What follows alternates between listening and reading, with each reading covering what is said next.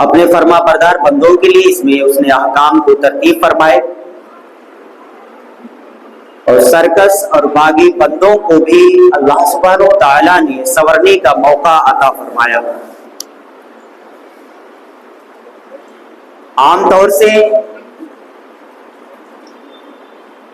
غربا پروری، مسکین، یتیم اور بے کسوں کی دستگیری کے لیے عام مہینوں میں اسلام تو تعلیم دیتا ہی ہے کہ ان کی دستگیری کی جائے، ان کی مدد کیا جائے، لیکن اس مہینے میں خاص طور سے اسلام میں اس چیز پر زور دیا گیا کہ آپ روزے کی شکل میں اس کی عبادت کریں، بجا لائیں گے، نماز پنجگانہ کی شکل میں اس کی عبادت کو بجا لائیں گے، نماز تراویح ادا کر کے حاکم الحاکمین کی بارگاہ میں سجدہ ریز ہو کر کے اس کے فضل اور اس کے احسان کا اقرار کریں گے۔ لیکن صدقہ و خیرات کی شکل میں، زکوٰۃ کی شکل میں غربا پروری کا مادے کو ابھارا گیا۔ یہی سبب اور یہی وجہ ہے کہ قرآن مقدس میں جب اللہ نے فرمایا اقم الصلاۃ وآتوا الزکوٰۃ، نماز قائم کرو، زکوٰۃ کو ادا کرو۔ سورہ بقرہ میں ایک مقام پہ اللہ تعالیٰ نے ابتدائی آیت میں فرمایا وَمِمَّا رَزَقْنَاهُمْ يُنْفِقُونَ، جہاں پر اللہ نے اپنے اچھے بندوں کی خصلتوں کو جب وہ گنا رہا تھا، ان کے فضائل کو شمار کرا رہا تھا، وہیں پہ اللہ نے فرمایا وَمِمَّا رَزَقْنَاهُمْ يُنْفِقُونَ، اور اللہ کے اچھے بندے وہ ہیں جو اللہ کی دی ہوئی روزی کو اس کے راستے میں اس کی رضا کے لیے خرچ کرتے ہیں۔ پھر اسی سورہ بقرہ میں فرمایا اقم الصلاۃ وآتوا الزکوٰۃ، اور اس طرح کی کئی آیتیں قرآن پاک میں آپ کو پڑھنے کے لیے مل جائیں گی جو اس بات پر شاہد ہیں کہ جس سے غربا پروری کی ترغیب دی جا رہی ہے، مساکین پروری کی ترغیب دی جا رہی ہے۔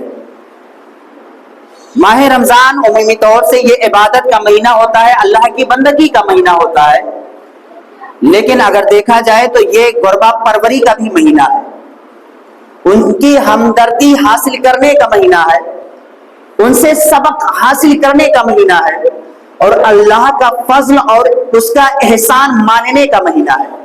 آپ غریبوں کو دیکھیں گے تو اللہ کی اس قدرت کا، اس نعمت کا آپ شکر بجا لائیں گے جو اللہ نے آپ کو دیا ہے اور غریبوں کو نہیں دیا۔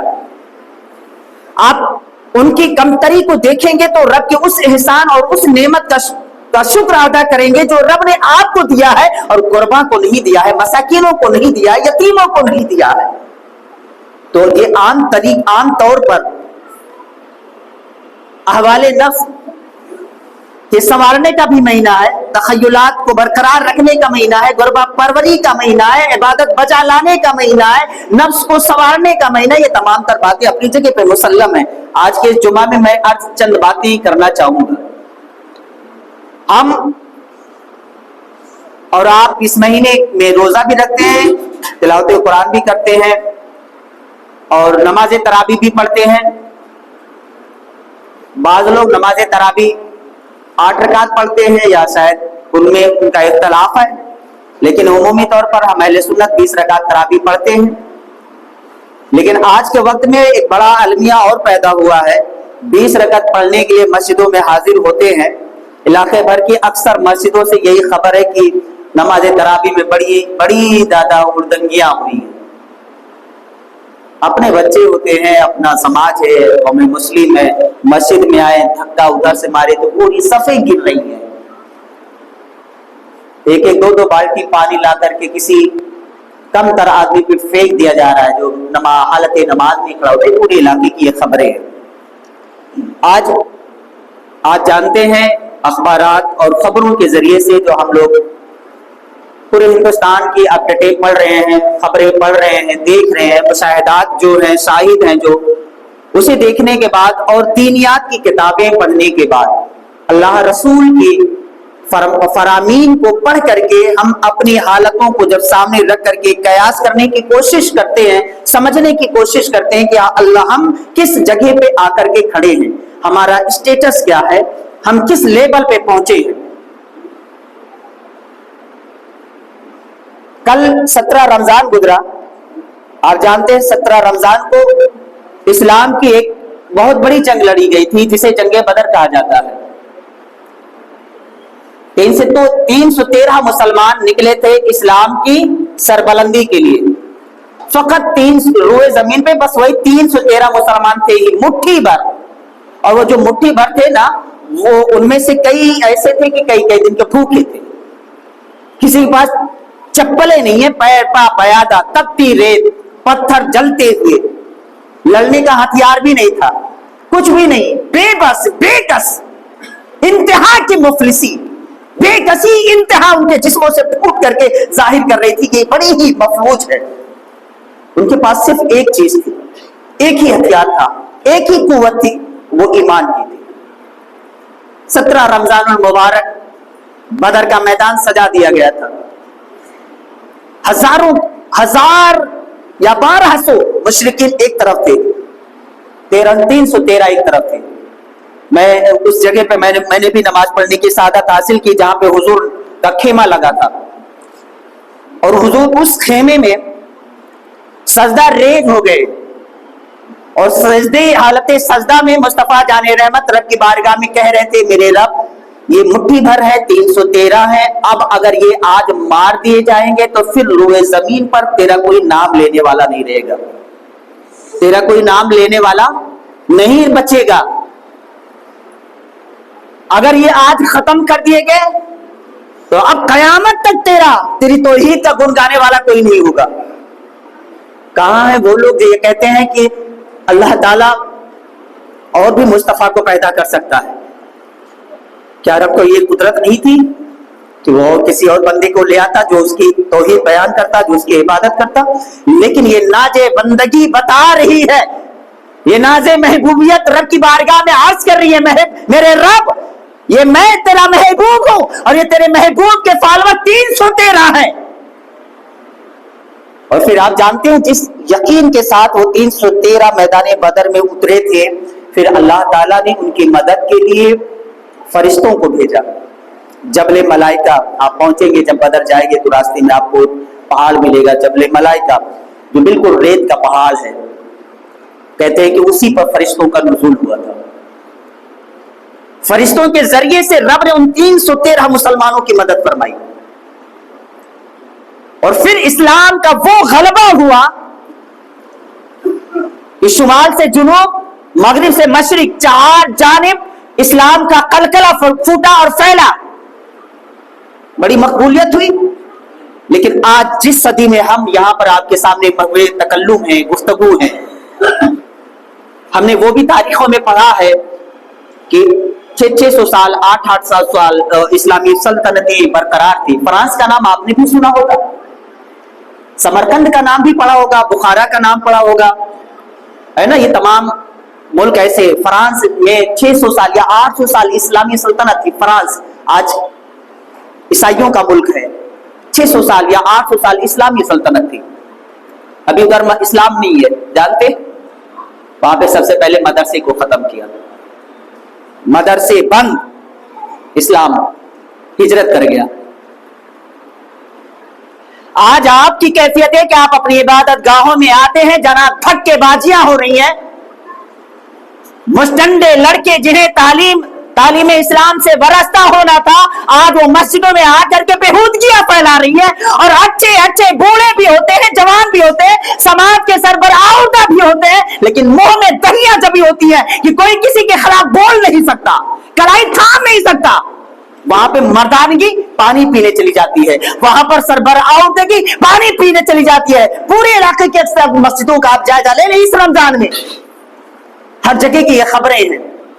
اور اگر بدقسمتی سے کوئی چیخنے والا اس پر آواز اٹھائے نا, اسی کا پتلون ڈھیلا کیا جائے گا. میرے عزیز ساتھیوں, محترم احباب, رمضان کا مقدس ترین مہینہ ہے, یہ غربہ پروری کا مہینہ ہے. ہماری کیفیتیں کیا ہیں؟ ہم مالک نصاب بن چکے ہیں لیکن زکاتیں نہیں نکالنا ہے.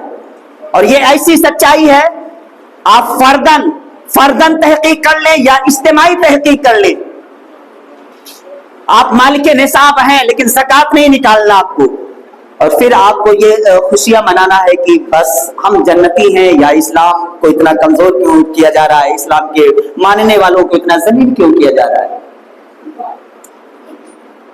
शायद आज के वक्त में हर कोई इस बात का शिकवा करेगा कि बड़ी कसम खुशी की कैफियतें पैदा है, बड़ी जिल्लत महसूस हो रही है, समझ में आ रहा है ये बेहतर वगैरह वगैरह, इस तरह के अल्फाज सुनने के लिए मिलते हैं।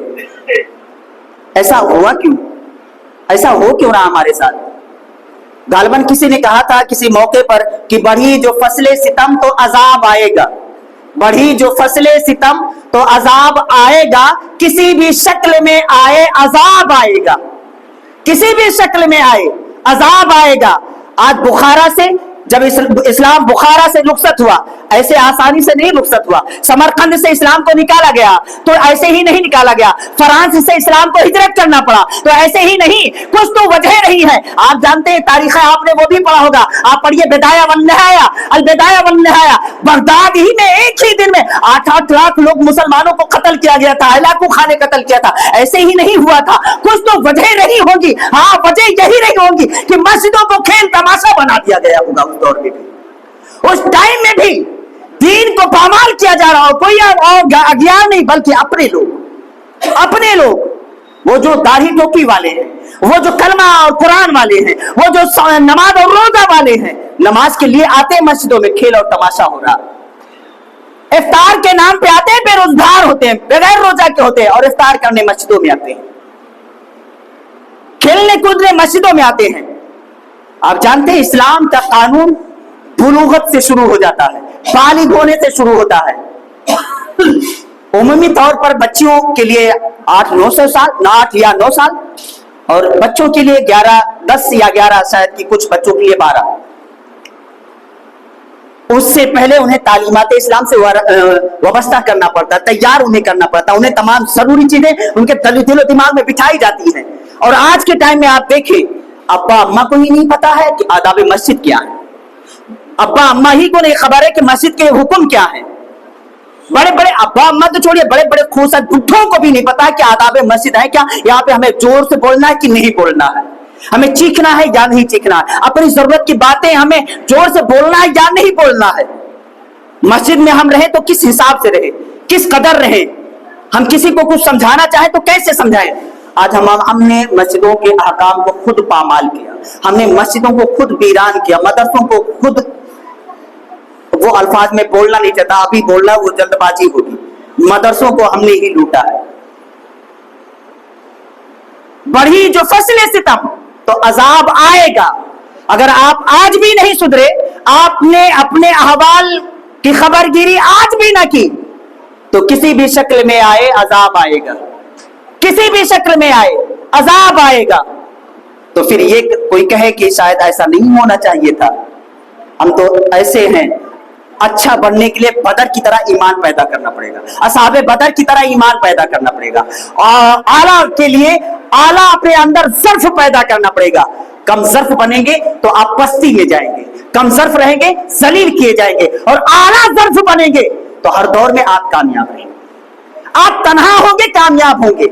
आप जानते हैं, शायद आपने सुन रखा होगा कि एक जमाते अहले सुन्नत है जो ये कहती है कि हम में इत्तेफाक होना जरूरी है, लेकिन अगियार के साथ इत्तेफाक के लिए नहीं कहते।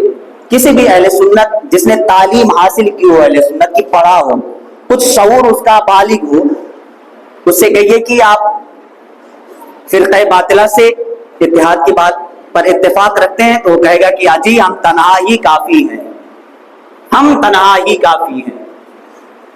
जरा सोचें, अगर हमारी जमात का हर बंदा, हर फर्द अल्लाह रसूल का खौफ लाए और सच्चे से इस्लाम को फॉलो करे, तो हमें किसी के साथ कुफ्र के साथ साठगांठ करने की जरूरत नहीं, बातिन के साथ इत्तेफाक करने की जरूरत नहीं। हमारी पेशानी अपने रब की बारगाह में झुकने के लिए ये तैयार हो, और हमारा दिल हुजूर की मोहब्बत से लबरेज हो, और ये धड़कता हो, ये कहता हो, या रसूल अल्लाह तुम्हें जाना तुम्हें माना, न रखा गैर से कुछ काम, लिल्लाहिल हम्द दुनिया से मैं मुसलमान गया। इफ्तारी के लिए तो हम मुसलमान हैं भाई, इफ्तारी के लिए मुसलमान है, लेकिन रोजा रखने के लिए मुसलमान नहीं है। हम दीन के लिए मिटने के लिए तो नारा लगाते हैं, लेकिन दीन पर अमल करने के लिए तैयार नहीं है। दीन के लिए तो बाहर हम नारे लगा सकते हैं, उसके लिए तैयार हैं, पर दीन पे अमल करने के लिए तैयार नहीं है। हमारा दीन रोडों पे नजर आना चाहिए, जबकि हमारे दीन के कलकला हमारी अपनी इबादत गाहों में दिखनी चाहिए और उसके असरात बाहर तक जाने चाहिए थे, लेकिन ऐसा आज नहीं हो रहा है। क्या हो रहा है? बढ़ी जो फसले सितम, तो अजाब आएगा, किसी भी शक्ल में आए अजाब आएगा। तो ज़कात, चूंकि मैंने सोचा था कि एक दो हदीस इस पर मैं पेश करूंगा ज़कात के ताल्लुक से, बस एक आखिरी हदीस इसी ज़कात के हवाले से मैं अर्ज करके बात को ये पे रोक दें कि हुजूर की बारगाह में एक साहब तशरीफ लाए, हजरत अमर बिन शुएब रावी है, कहते हैं कि वो अपने बाप से और उनके बाप अपने बाप से रिवायत करते हैं कि एक खातून नबी की बारगाह में आई थी और हुजूर सल्लल्लाहु अलैहि वसल्लम की खिदमत में जो वो हाजिर हुई तो उनके साथ उनकी एक बच्ची थी जिसके हाथ में चांदी के कंगन थे। उस खातून के साथ जो बच्ची थी, उस बच्ची के हाथ में चांदी के कंगन थे। आका ने उसे मुलाहिजा फरमाया, जब देखा तो हुजूर ने पूछा, क्या तुम इस पर ज़कात निकालती हो? क्या तुम इस पर ज़कात निकालती हो? तो उन्होंने अर्ज किया, नहीं या रसूलल्लाह, मैं इस पर ज़कात नहीं निकालती हूं। तो आका ने फरमाया, क्या तुम्हें अच्छा लगता है कि इनके बदले कयामत के दिन अल्लाह ताला तुम्हें आग के कंगन पहना दे? क्या तुम्हें ये अच्छा लगता है? तो रावी कहते हैं कि खातून ने कंगन को उतार कर बारगाहे नबवी में पेश किया और पेश करके उन्होंने अर्ज किया कि ये दोनों अल्लाह और उसके रसूल के लिए हैं। ये दोनों कंगन अल्लाह और उसके रसूल के लिए हैं, मैं इससे बरी हुई। आपने क्या समझा? वो कंगन जो बच्ची ने पहन रखा था चांदी का था। याद रखें कि शायद वो इतना मोटा रहा होगा कि जो शायद 52.5 तोला चांदी की मिकदार का रहा होगा, निसाब उस पर पड़ रहा होगा। और इसी तरह से कुछ अंगूठियों की भी ताल्लुक से हदीसें पढ़ने के लिए मिलती हैं, तो या वो इतनी मोटी रही होंगी कि शायद वो वजन को पहुंच रही होंगी, या फिर उनके साथ और जेवरात रहे होंगे जिस पर वो हदीसें मिलती हैं पढ़ने के लिए। या मैं आज करना चाहता हूं कि चांदी जो पहनी गई जेवर थी, इस्तेमाल शुदा जेवर थी, उस पर हुजूर ने वहीं पे तालीम फरमाया कि इस पर ज़कात है, इस पर ज़कात है।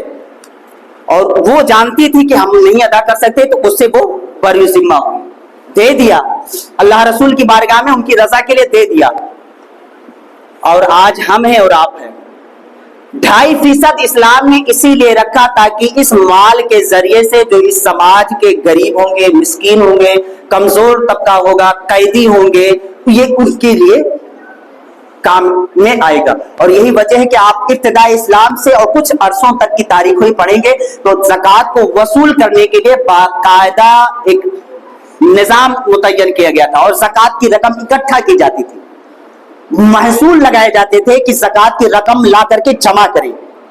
कई सारी हदीसें रिवायतें आपको इस पर पढ़ने के लिए मिलेंगी, बहुत सारी बातें पढ़ने के लिए मिलेंगी। तो ज़कात की जब रकम इकट्ठा होती थी तो उसके बाद तय होता था कि किस किस को दिया जाए, कौन कौन गरीब है, तलाश करके उन तक वो माल पहुंचाया जाता था। आज हमें खुद तलाश करना है और वो अब हदीस पेशे नजर रखें जिसमें मेरे सरकार ने तालीम फरमाया था कि एक दौर वो आएगा कि लोग टोकरियों में ज़कात की रकम लेकर के गली गली फिरेंगे, कोई मुस्तहिक उन्हें मिलेगा नहीं कि ये ज़कात की रकम उसे अदा करे, उसे अदा करें। अगर ईमानदारी से अगर देखा जाए तो आज हमारे घर का चूल्हा 2 टाइम नहीं तो 1 टाइम तो बहुत अच्छे से चल रहा है, बहुत ज्यादा नहीं है तो कुछ तो है, भिखारी तो नहीं है, मजबूर तो नहीं है, 2-2 3-3 दिन की भूख तो नहीं बर्दाश्त करनी पड़ रही। अल्लाह ने सब कुछ आते दे रखी है, शायद कुछ होंगे, शायद कुछ होंगे। इसीलिए अल्लाह इस्लाम ने तालीम दिया कि जो कुछ है ना उन्हें भी उभारो, उन्हें भी उभारो ताकि वो भी समाज में आकर के साना बसाना खड़े हो सके।